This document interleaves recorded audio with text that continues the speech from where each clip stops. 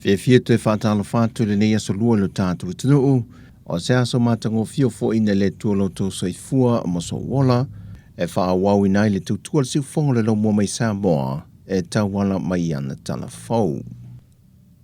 Na matua whātu mudia le potu wha amasino ma whafo mai, e wō matau ainga o le sunga ya tala le leipaunga, e lurua i wala awino lana mata aupu le amatango neva yaso. A ele wha ngaso longa le mata aupu, e le italia ina lana fionga ya whipulea i Amperosa Roma, le tālu sanga le tua leo leo ina ia tu ina atu se isi lua vaiaso, se ia tau wha amae a mai ia la tau mō lianga.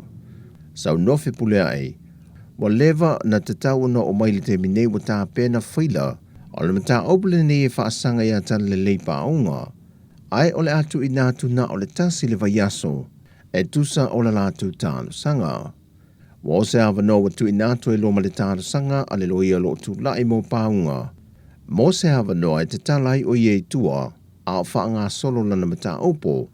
Le to e wala au le aso se fulma le taso se te ma le vai aso fau. O le te binei o lo wha wau na nofo wa aia le sunga paunga i lalo le wa ainga leo leo. Se ia au lia le aso se fulma le tasi pe talia le tāra sanga. Wa whaeloa mai wha maumonga o tangata whemalanga i le masino o kuso lua whelua se fulma le lua. Se ia o mai e a iulai lua whelua se fulma le tolu. O ia wha maumonga o whaeloa ai le fitu se fulma le fitu tesi se fulma le 5%. Tusa lea ma le se lau wha se fulma le tasi a wheiva se lau lua se fulma 5. Lea o whaeo i lantou sa o mau i whafo na ulufale mai i Sāmoa o fia matu risi. E se saunoanga le fionga le te tai o lea tunu, le fionga fia mea nao mi mata awha. E le te tala aloa e ina o le te wilo le neitau sanga lua whelua se fulma le tolu. Ta ue le fionga le te tai o lea tunu, o le tausanga lua whe se fulma le iwa au le ita punia ma le wa alele. Na sidia ma le se lau walu se fulua whele au whae o turisi na ulufane mai i le tonu o Sāmoa. Mai o se swinga le lei wa tātou wa aia i le teimile nei. Pe a fua tu le nā vai tau a ole ia fia lalulangi ma Sāmoa i le wha mai o le kōwhiti. O le tu alalo le fiong le tamai tai pā le mia. Ia whātu mawina lo tātou tunu ulu tūlanga mātango fie. Pui au tātou tangata tā whao mai mō mai le antunu. Ma tau sisia pēr le tau le leo le ngō Sāmoa i le lalulangi. E wha au whai pese sa te tala alo i nai le polokalame o le te wilo le nei tau sanga. Na lautungi e lau whai pese a oa o ma whaletua me to tisi e whonga a. E whaka sa tanu ngā manono. Au whai pese tu fantasi a inga whasila whai nu ufau ma vai telefou. Ma leo whai pese le ka le sia leo pa ia o aso e ngata ai. O lo wha wau por klamel te wilo neiva yaso. Se ia pa ia le tu lai valu i pote tasi. Wari potia le mai o ngā luenga whaatino al fo mai mai fiti. Na malanga mai e whaatino ta o tonga o ni maliu e fitu, e sa i diele maa fuanga nā fuai o na maali liu. E pei o na sila fia e au fie le toa fitu lea, le tama ita e mai lea tunu o tonga, na malanga mai Sāmoa e a sia seri Sāmoa na la maa futo i New Zealand, au iei lea li i ngā ruenga whaavai taimi. Ai nā o le lual vai aso na iei le tama ita i Sāmoa, ai mawatu le tama ita i wamaliu, e peo na wha mauni mai e le sui komisino mtanga ruengo leo leo, papali i Mona Lisa tia i keti. Sau no papali o se ngā yoinga na moni mawina, e fōringa mai na pule ilona soi fua.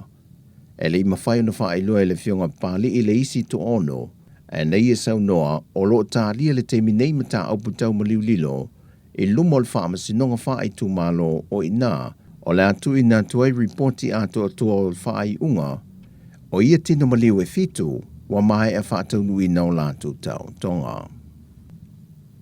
O tutu whātasi nele matanga ruenga o tina matama i tae a tina o nuu maanga whiso tae. Whapea le company Lono Mea Production, mo le tu whātasinga leo se polokalame.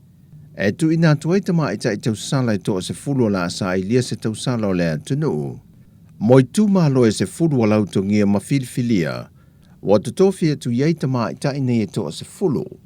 E lātou te malanga whātā se whaia ni a se singa i te tonu o lātou lawa i tu malo.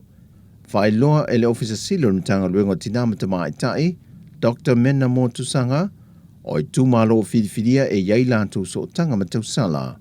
po tama whanau foi ai ei tūmalo.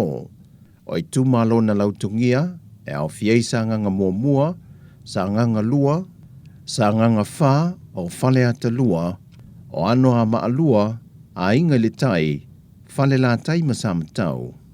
Whale a se la le whanga, masa whata lua. Na moni mawine le aso na nafi nisi o whaipulo le maota le pānemene, na tai mo atu o lato i tūmalo e tali sa paia le pole kalame le neite wila, e au fiei le fionga le sui fong fitalai au pa au muli pola, o lupe matasila torona tātile, lau mati a manu Rinko Purcell. O le maa e ai o le ase singa i tūmalo, ma so so ai ma le aval feilo a inga na tāpena ina lea mtanga ruenga tina matama i tai, a tina nu umanga fiso tai. Wa whaeroa foi e lo fisasili a Dr. Mena Motu Sanga. O i tūmalo e se fulu e pe o na vai na iei tausala e toa se fulu nei. O i tūmalo lava ia o le ata pena ina ta vale teu wina. Mo ia tausala tau vā o le nei te wila lua afe lua se fulu mal tonu. O nisi o tala maisi o tātua tunu i Sāmoa mō le ne yaso, man ria le tātua tunu, whasoi fwaya.